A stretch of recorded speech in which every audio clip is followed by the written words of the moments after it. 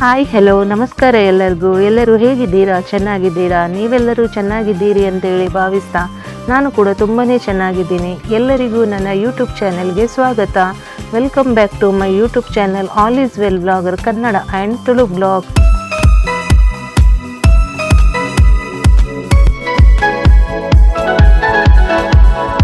Guys, ಇವತ್ತು ನಾನು ಬೊಲೆಂಜೀರ್ ಮೀನು ಅಂದರೆ ಕನ್ನಡದಲ್ಲಿ ಇದನ್ನು ಬಿಳಿ ಮೀನು ಅಂತೇಳಿ ಹೇಳ್ತಾರೆ, ಹಾಗೆ ಇದನ್ನು ಇಂಗ್ಲೀಷಲ್ಲಿ ಸಿಲ್ವರ್ ಫಿಶ್ ಅಂತೇಳಿ ಹೇಳ್ತಾರೆ. ಈ ಫಿಶ್ ಇದು ಒಂದು ಸಾಂಬಾರು ಮಾಡುವ ಅಂತೇಳಿ ಅಂದ್ಕೊಂಡಿದ್ದೀನಿ. ಅದನ್ನು ನಿಮ್ಮ ಜೊತೆನೂ ಶೇರ್ ಮಾಡಿದರೆ ಹೇಗಿರುತ್ತೆ ಅಂತೇಳಿ ಅಂದ್ಕೊಂಡೆ. ಸೊ ಅದಕ್ಕೋಸ್ಕರ ನಾನು ಈ ರೆಸಿಪಿನ ನಿಮ್ಮ ಜೊತೆನೂ ಶೇರ್ ಮಾಡ್ತಾ ಇದ್ದೀನಿ. ಸೊ ಕ್ವಿಕ್ಕಾಗಿ ಈ ರೆಸಿಪಿನ ಹೇಗೆ ಮಾಡೋದಂತೇಳಿ ಒಂದ್ಸಲ ನೋಡ್ಕೊಂಡು ಬನ್ನಿ. ಇದು ನಾನು ಕರಾವಳಿ ಸ್ಟೈಲಲ್ಲಿ ಯಾವ ಥರ ನಮ್ಮ ಮನೆಯಲ್ಲಿ ಎಸ್ಪೆಷಲಿ ನಮ್ಮ ಮನೆಯಲ್ಲಿ ಇದನ್ನು ಯಾವ ಥರ ಮಾಡೋದು ಅಂತೇಳಿ ನಾನು ಈ ವಿಡಿಯೋದಲ್ಲಿ ನಿಮಗೆ ತೋರಿಸ್ಕೊಡ್ತಾ ಇದ್ದೀನಿ. ಇಲ್ಲಿ ನೋಡಿ, ನಾನೊಂದು ಅರ್ಧ kg ಆಗುವಷ್ಟು ಸಿಲ್ವರ್ ಫಿಶ್ ತಗೊಂಡಿದ್ದೀನಿ. ಇದನ್ನು ಕ್ಲೀನ್ ಮಾಡಬೇಕು. ಹಾಗೆ ಇದಕ್ಕೆ ಏನೆಲ್ಲ ಇಂಗ್ರೀಡಿಯೆಂಟ್ಸ್ ಹಾಕ್ತೀನಿ ಅನ್ನೋದನ್ನು ಈ ವಿಡಿಯೋದಲ್ಲಿ ನೋಡ್ಕೊಂಡು ಬನ್ನಿ, ಓಕೆನಾ? ಹಾಗಾದರೆ ಹೆಚ್ಚು ತಡ ಮಾಡೋದು ಬೇಡ, ಈ ರೆಸಿಪಿನ ಆದಷ್ಟು ಬೇಗ ಸ್ಟಾರ್ಟ್ ಮಾಡುವ. ಮೊದಲಿಗೆ ಇಲ್ಲಿ ಮೀನು ಸಾಂಬಾರು ಮಾಡೋದಕ್ಕೆ ಈಗ ಇಂಗ್ರೀಡಿಯೆಂಟ್ಸ್ ಎಲ್ಲ ಬೇಕಲ್ವಾ, ಅದಕ್ಕೋಸ್ಕರ ಇಲ್ಲಿ ಒಂದು ಸ್ಟವ್ ಮೇಲೆ ಒಂದು ತವ ಇಟ್ಕೊಂಡಿದ್ದೀನಿ. ಅದಕ್ಕೆ ನಾನೊಂದು 1 ಸ್ಪೂನ್ ಆಗುವಷ್ಟು ಕುಕ್ಕಿಂಗ್ ಆಯಿಲ್ ಹಾಕ್ಕೊಂಡೆ. ಇದು ನೀರುಳ್ಳಿ ಬಿಸಿ ಮಾಡಿದ ಎಣ್ಣೆ, ಸೊ ಅದನ್ನು ಹಾಕ್ಕೊಂಡಿದ್ದೀನಿ. ಆದಷ್ಟು ಲೋ ಫ್ಲೇಮಲ್ಲಿಟ್ಟು ಈ ಇಂಗ್ರೀಡಿಯೆಂಟ್ಸನ್ನು ಫ್ರೈ ಮಾಡ್ತಾ ಹೋಗಬೇಕು. ಈಗ ನೋಡಿ, ಎಣ್ಣೆ ಬಿಸಿಯಾಗಿದೆ ಇಲ್ಲಿ. ಈಗ ಇದಕ್ಕೆ ನಾನು ಒಂದು 10ರಿಂದ 12 ಆಗುವಷ್ಟು ಬ್ಯಾಡಗಿ ಮೆಣಸನ್ನು ಹಾಕ್ಕೊಳ್ತಾ ಇದ್ದೀನಿ. ಇದನ್ನು ಸ್ವಲ್ಪ ಹೊತ್ತು ಹೀಗೇ ಫ್ರೈ ಮಾಡಬೇಕು. ಹಾಗೆ ಇದರ ಜೊತೆ ನಾನು ಒಂದು 5 ಗಿಡ್ಡ ಮೆಣಸು, ಈ ಗಿಡ್ಡ ಮೆಣಸು ಅಷ್ಟೊಂದು ಖಾರ ಇಲ್ಲ, ಸೊ ಅದನ್ನು ಕೂಡ ಹಾಕ್ಕೊಳ್ತಾ ಇದ್ದೀನಿ. ಇದನ್ನು ಇದರ ಜೊತೆ ಸ್ವಲ್ಪ ಹೊತ್ತು ಫ್ರೈ ಮಾಡಬೇಕು. ಈ ಬೊಲೆಂಜೀರ್ ಫಿಶ್ ಇದು ಸಾಂಬಾರು ಇದೆಯಲ್ಲ, ಇದು ಜಾಸ್ತಿ ಏನು ಖಾರವಾಗಿ ಮಾಡೋದು ಬೇಕಾಗಿಲ್ಲ. ಅಂದರೆ ಖಾರ ಮಾಡಿದರೆ ಇದರದ್ದು ಅಷ್ಟೊಂದು ಟೇಸ್ಟ್ ಕೂಡ ಗೊತ್ತಾಗಲ್ಲ. ಇದು ಮೀಡಿಯಮ್ ಖಾರ ಮಾಡಿದರೆ ತುಂಬಾ ಟೇಸ್ಟ್ ಬರುತ್ತೆ ಈ ಸಾಂಬಾರು.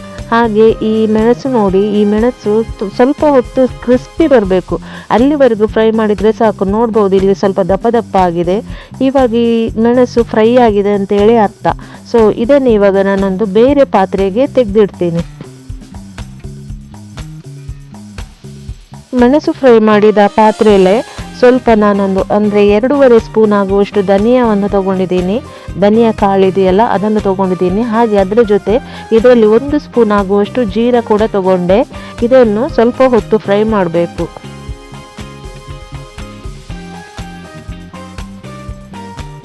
ಈ ಕೊತ್ತಂಬರಿ ಮತ್ತು ಜೀರಿಗೆ ಜಾಸ್ತಿ ಕಪ್ಪಗೆ ಉರಿಬೇಡಿ. ಕಪ್ಪಗೆ ಉರಿದ್ರೆ ನಿಮಗೆ ಸಾಂಬಾರೇ ಹಾಳಾಗಿ ಹೋಗ್ತದೆ. ಸ್ವಲ್ಪ ಫ್ರೈ ಮಾಡಿದರೆ ಸಾಕು. ಈಗ ಫ್ರೈ ಆಗಿದೆ. ಈಗ ನಾನು ಮೆಣಸು ಫ್ರೈ ಮಾಡಿಟ್ಟಿದ್ನಲ್ಲ, ಅದಕ್ಕೇನೆ ಇದನ್ನು ಹಾಕ್ಕೊಳ್ತಾ ಇದ್ದೀನಿ. ಈ ಧನಿಯಾ ಕಾಳು ಹಾಗೆ ಜೀರಿಗೆಯನ್ನು ಫ್ರೈ ಮಾಡಿದ್ನಲ್ಲ, ಅದೇ ಪಾತ್ರೆಗೆ ನಾನೊಂದು ಸ್ವಲ್ಪ ಸಾಸಿವೆನ ಹಾಕ್ಕೊಳ್ತಾ ಇದ್ದೀನಿ. ಈ ಸಾಸಿವೆನ ಸ್ವಲ್ಪ ಹೊತ್ತು ಇದರ ಜೊತೆ ಫ್ರೈ ಮಾಡಬೇಕು. ಅಂದರೆ ಸಾಸಿವೆ ಸ್ವಲ್ಪ ಚಿಟಪಟ ಅಂತೇಳಿ ಸೌಂಡ್ ಮಾಡಬೇಕು, ಅಲ್ಲಿವರೆಗೆ ಇದನ್ನು ಫ್ರೈ ಮಾಡಬೇಕು. ಇದು ಇವಾಗ ಸಾಸಿವೆ ಎಲ್ಲ ಸಿಡಿದ ಮೇಲೆ ಅದಕ್ಕೆ ಇವಾಗ ಸ್ವಲ್ಪ ಓಂ ಕಾಳು ಹಾಗೆ ಸ್ವಲ್ಪ ಮೆಂತೆ ಕಾಳು ಕೂಡ ಹಾಕಬೇಕು. ನಂತರ ಇಲ್ಲಿ ನಾನೊಂದು ಸ್ವಲ್ಪ ಒಂದು ಅರ್ಧ ಸ್ಪೂನ್ ಅಂತ ಹೇಳ್ಬೋದು, ಇಲ್ಲಿ ಕಾಳು ಮೆಣಸನ್ನು ಹಾಕ್ಕೊಂಡೆ. ಈ ಮೂರನ್ನು ಚೆನ್ನಾಗಿ ಫ್ರೈ ಮಾಡ್ಕೋಬೇಕು.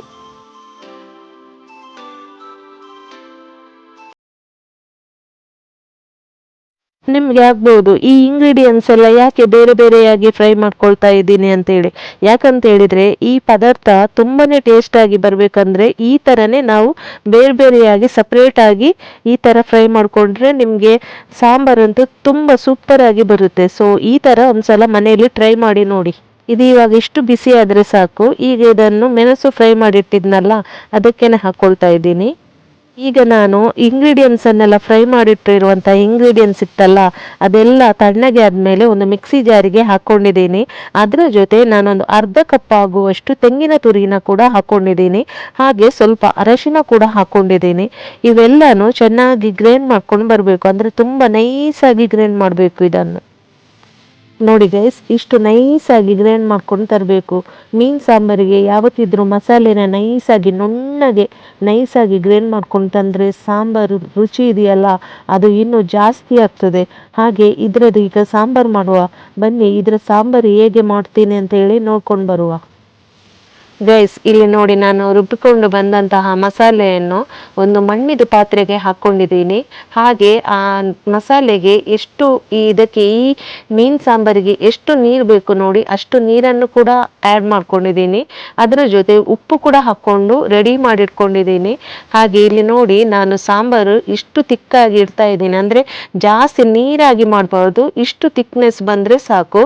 ಹಾಗೆ ಈ ಮಸಾಲೆ ಜೊತೆ ನಾನಿಲ್ಲಿ ಒಂದು ದೊಡ್ಡ ಗಾತ್ರದ್ದು ಹುಳಿ ಟೊಮೆಟೊನ ತಗೊಂಡಿದ್ದೀನಿ. ಅಂದರೆ ಈ ಮಸಾಲೆಗೆ ನಾನು ಹುಣಸೆ ಹಣ್ಣು ಹಾಕಿಲ್ಲ, ಹಾಗಾಗಿ ಹುಳಿ ಟೊಮೆಟೊನ ತಗೊಂಡಿದ್ದೀನಿ. ಅದರ ಜೊತೆ ಸ್ವಲ್ಪ ಕರಿಬೇವು ಸೊಪ್ಪು ತಗೊಂಡಿದ್ದೀನಿ. ನಂತರ ಒಂದು ಅರ್ಧ ಇಂಚ್ ಆಗುವಷ್ಟು ಶುಂಠಿನ ತಗೊಂಡಿದ್ದೀನಿ, ಒಂದು ನೀರುಳ್ಳಿನ ತಗೊಂಡಿದ್ದೀನಿ, ಹಾಗೆ ಸ್ವಲ್ಪ ಕೊತ್ತಂಬರಿ ಸೊಪ್ಪು, 2 ಮೆಣಸಿನಕಾಯಿಯನ್ನು ತಗೊಂಡಿದ್ದೀನಿ. ಇವಾಗ ಈ ಕರ್ಬೇವು ಸೊಪ್ಪು ಹಾಗೆ ಕೊತ್ತಂಬರಿ ಸೊಪ್ಪು ಇವೆರಡನ್ನು ಬಿಟ್ಟು ಬಾಕಿದ್ದು ಟೊಮೆಟೊ, ಶುಂಠಿ, ನೀರುಳ್ಳಿ ಹಾಗೆ ಮೆಣಸಿನಕಾಯಿ ಇದೆಯಲ್ಲ, ಈ 4 ಐಟಮ್ ಅನ್ನು ಕೂಡ ಈ ರುಬ್ಬಿಟ್ಟಿರುವಂತಹ ಮಸಾಲೆಗೆ ಹಾಕ್ಕೊಳ್ತೀನಿ.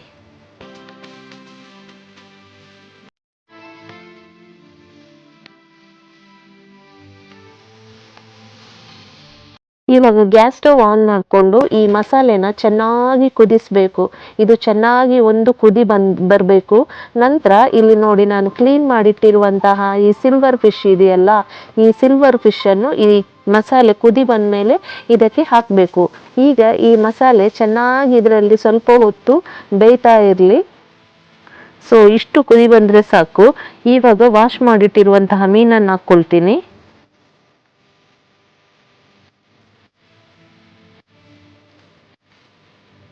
ಮೀನು ಹಾಕಿದ್ಮೇಲೆ ಒಂದೇ ಸಲ ಸೌಟ್ ಹಾಕಬೇಕು, ಪದೇ ಪದೇ ಸೌಟ್ ಹಾಕಬೇಡಿ. ಹಾಗೆ ಗ್ಯಾಸ್ ಉರಿನ ಆದಷ್ಟು ಲೋ ಫ್ಲೇಮಲ್ಲಿ ಇಡಬೇಕು.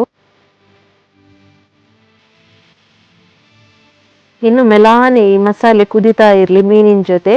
ಸ್ವಲ್ಪ ಹೊತ್ತು ಬೇಯಿಸಿದ್ರೆ ಸಾಕು, ಇದು ಈ ಮೀನು ಬೇಗ ಬೇಯ್ತದೆ. ಇದು ಇವಾಗ ನೋಡಿ 3 ನಿಮಿಷ ಹಾಗೇನೆ ಬಿಟ್ಟಿದ್ದೆ ನಾನು ಮಸಾಲೆ ಜೊತೆ. ನೋಡಿ ಇವಾಗ ಎಷ್ಟು ಚೆನ್ನಾಗಿ ಬಂದಿದೆ ನೋಡಿ ಸಾಂಬಾರು. ಮೀನೆಲ್ಲ ಸಂಪೂರ್ಣ ಚಂದ ಬೆಂದಿದೆ, ಹಾಗೆ ಮಸಾಲೆನೂ ಘಮ ಸಖತ್ತಾಗಿ ಬರ್ತಾ ಇದೆ. ಇವತ್ತಿನ ರೆಸಿಪಿ ನಿಮ್ಗೆಲ್ಲರಿಗೂ, ನನಗೆ ಚೆನ್ನಾಗಿ ಗೊತ್ತು ನಿಮ್ಗೆಲ್ಲರಿಗೂ, ನಾನ್ ವೆಜ್ ಪ್ರಿಯರಿಗಂತೂ ತುಂಬಾನೇ ಇಷ್ಟ ಆಗಿ ಹೋಗುತ್ತೆ.